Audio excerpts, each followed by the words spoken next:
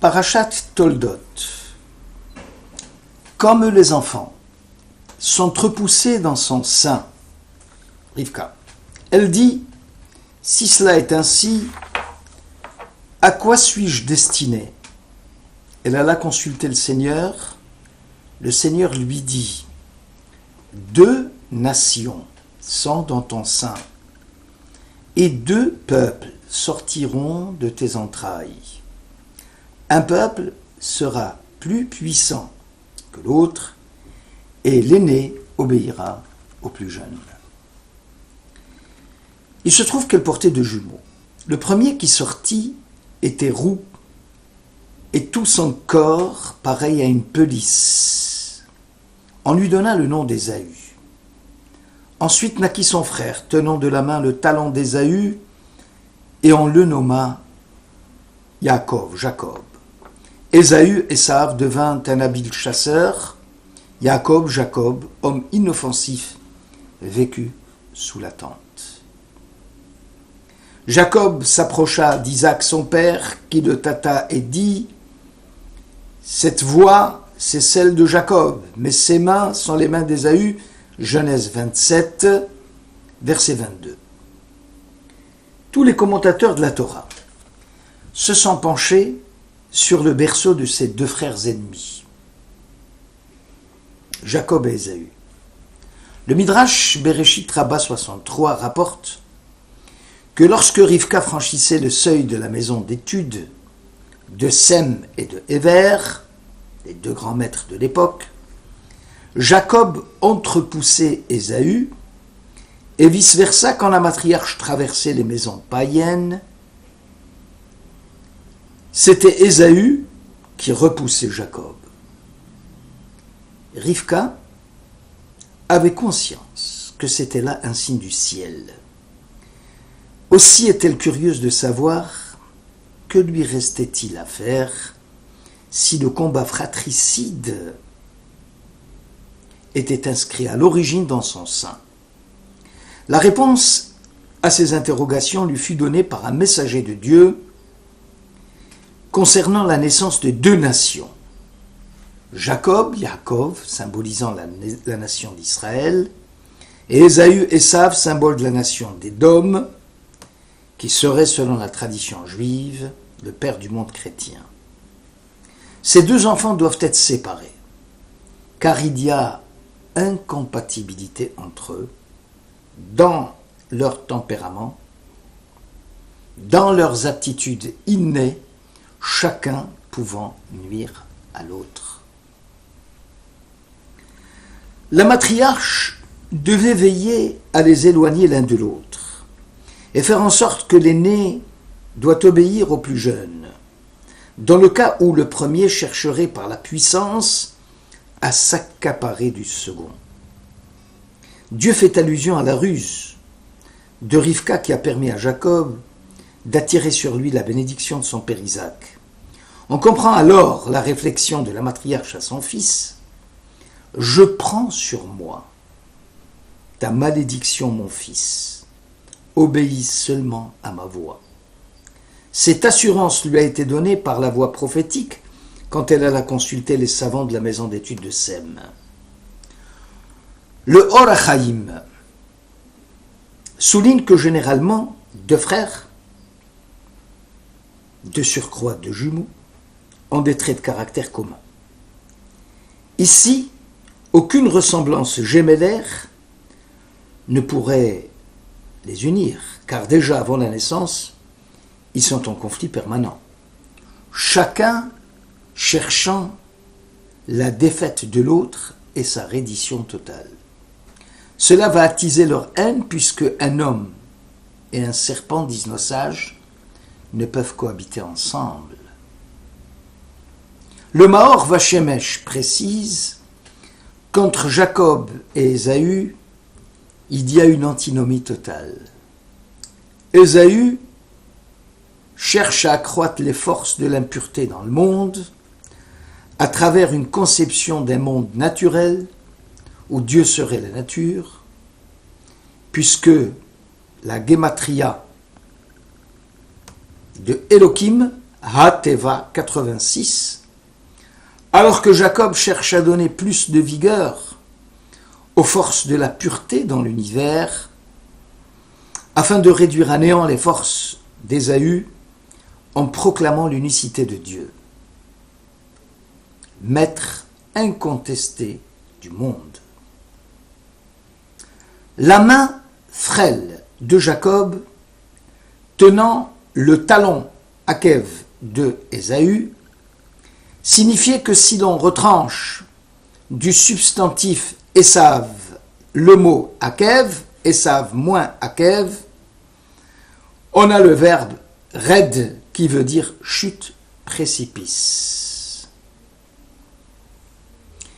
Ici, on ne manquera pas de relever l'aspect théologique de l'antijudaïsme, puisque le christianisme, dès sa naissance, s'allia au pouvoir politique pour bétonner dans le dogme et la juridiction l'antijudaïsme des pères de l'Église. Saint Augustin, 354-430, énonça clairement la doctrine antijuive, peuple déicide, déchu de la promesse, condamné à l'exil. Et c'est l'Église, Vérus Israël, qui s'attribuait par captation tout l'héritage d'Israël. Elle reprenait par la force le droit d'aînesse de son père Ésaü, qu'il avait vendu pour un plat de lentilles à son frère jumeau Jacob. L'agressivité du monde chrétien de l'époque, par église interposée, visait à fournir la preuve doctrinale de l'élection de la nouvelle alliance fondée sur la caducité de l'ancienne. Le retour des Juifs dans leur pays d'origine, à Israël, va déchaîner en Europe des passions antisémites. Dès 1840, les pays européens vont dénoncer la conspiration judéo-maçonnique alliée au protestantisme anglo-saxon pour rétablir le royaume d'Israël. Ce royaume, selon la doctrine de l'Église, ne pouvait être que satanique, puisqu'il vise à saper la doctrine de l'Église et de la chrétienté. Ces thèmes antisémites vont polariser la stratégie de guerre menée contre eux par les partis antisémites au XIXe et au XXe siècle. Rappelons la propagande hystérique des milieux religieux chrétiens de l'extrême droite en France, qui parlait du péril juif et réclamait l'abolition des lois républicaines et le refoulement des Juifs dans les ghettos à la fin du XIXe. Le Shemot Rabbah 21 précise qu'Isaac a laissé un double héritage à ses enfants. À Jacob Israël, il lui a légué la voie de Jacob, c'est-à-dire la prière, la foi, la piété. Comme il est dit dans l'Exode, nous implorâmes l'Éternel notre Dieu. Deutéronome 26. Ésaü a reçu en legs la force physique, la violence, la haine, comme il est précisé. Édom dit à Israël, « Je te défends de traverser mon territoire, sinon je me porterai en armes à ta rencontre. » Nombre 20, verset 18. Dans le monde à venir, disait le prophète Isaïe, chacun aura sa rétribution. Déjà mon glaive est ivre de sang au ciel, le voici qui s'abat sur Édom, sur le peuple que j'ai frappé d'anathème pour faire justice. De Jacob, le prophète Jérémie, chapitre 33 dit, de nouveau on entendra dans ce lieu-ci, qui dites-vous est ruiné, dans la ville de Juda et les rues de Jérusalem, désolé faute d'hommes, faute d'habitants et faute de bétail. Désormais on entendra des cris de joie, le chant du fiancé et le chant de la fiancée. La spécificité juive, telle que Rabbi Yehuda Lévi la concevait, consistait dans l'aptitude prophétique propre à ce peuple, qui allait se concrétiser dans la théophanie et qui allait donner un sens et une direction précise au destin de la nation juive en la mettant à l'écart des influences des autres civilisations. Cette proximité, disait Halevi, Dieu Israël est un événement sans équivalent dans l'histoire humaine.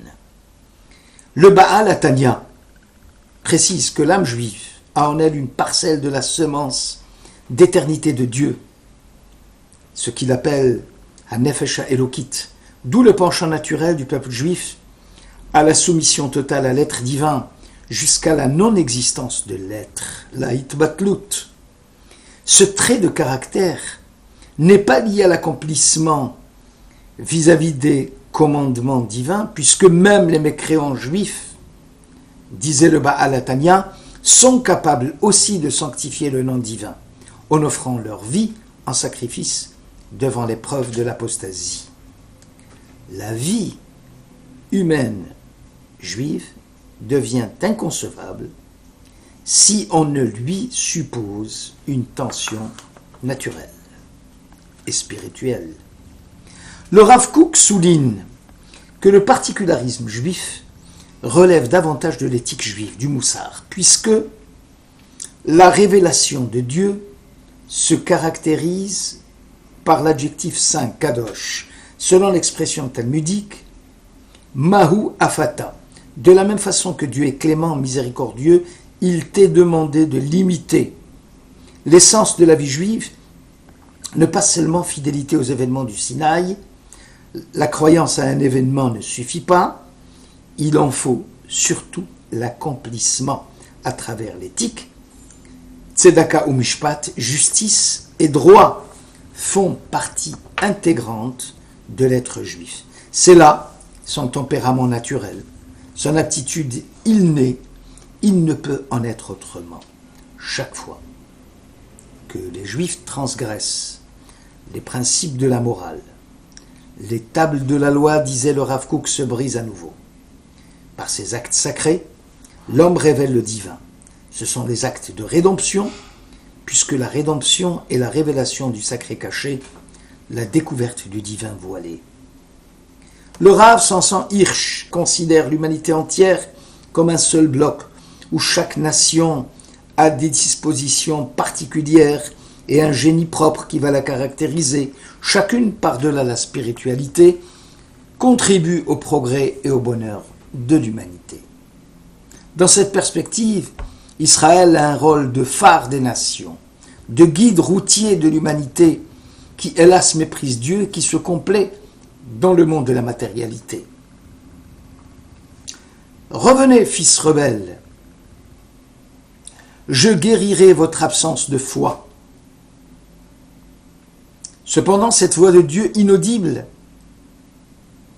n'a-t-elle pas été captée par les descendants d'Ésaü qui prétendent l'avoir écoutée, ainsi que pour les descendants d'Ishmaël? Le Rav Hirsch souligne que ceux qui pensent avoir atteint Dieu sont dans l'erreur, car la foi d'Israël en un Dieu vivant n'est pas d'une atteinte facile. Le croyant juif demande dans sa prière « Pourquoi, Éternel, as-tu rendu si difficile ta recherche? Pourquoi avons-nous affronté tant d'angoisses et de peines avant de saisir quelque bien de ta présence ?» La foi implique donc la force d'atteindre, l'acceptation du fait que Dieu est caché.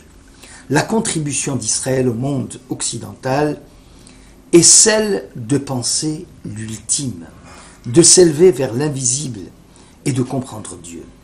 Ce particularisme juif s'inscrit dans le verset biblique tiré des Nombres 23. « Ce peuple, disait Bilam, je le vois solitaire, et il ne se confondra point avec la nature.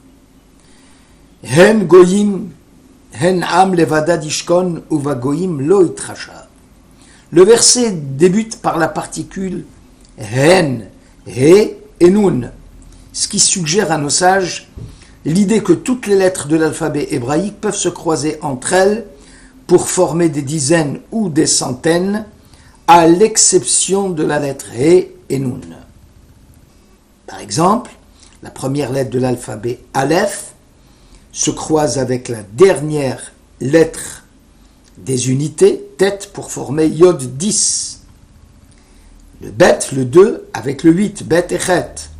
Le Gimel et le Zayin, le 3 et le 7 formant 10. Dalet et Nun formant, et Dalet et Vav, pardon, formant aussi 10. On peut faire le même jeu avec Yod et Tzadé, Yod, et donc 10, Tzadé, 90, 100, Kaf et P, 20 et 80, et enfin Lamed et Aïn, 30 et 70, Mem et sa mère, 40 et 60. Reste alors le He et le Nun qui ne se croisent pas et qui ne peuvent pas se confondre avec les autres lettres. Dieu dit alors de la Hen Goïm, Hen Am, voici ce peuple, le peuple juif, il est impossible à ce peuple de se dissoudre parmi les nations du monde. Merci de votre écoute.